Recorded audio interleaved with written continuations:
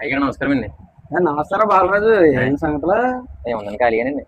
ఒరే ఒరే ఈ రోజుకి ఆకాశం చాలా అందంగా ఉన్నట్టుందిరా. అయ్యగారు మనసు కూడా ఇటు వెళ్ళినట్టుందండి. అంతేరా? ఆయ్.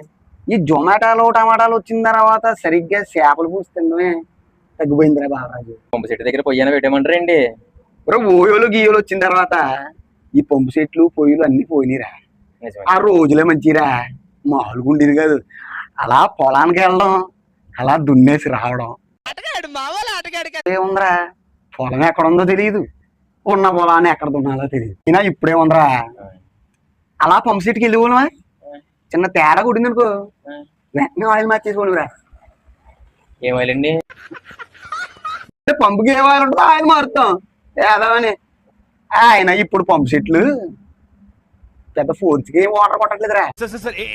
ఫోర్స్కి ఏం వాటర్ కొట్టట్లేదురా. అప్పుడులో మాకు పొలం ఉండేది. ఆ పొలంలో ప్రత్యేకించి పంపు సెట్ మా సొంతం అయి ఉండేది. ఇప్పుడేముందరా, పైపు ఒక చోట ఉంటుంది, మోటార్ గొట్టి మీద ఉంటుంది, నీళ్ళు వేరే చోటకి వెళ్తాయి.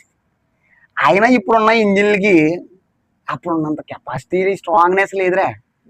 అయినా ఇప్పుడు పంపు సెట్లు ఎవడు వాడుతున్నారా, హౌ టు యూజ్ పంప్ అంటున్నారు, ఒక యూట్యూబ్ చూస్తున్నారు, దాని ప్రకారం పోనిచ్చేస్తున్నారు.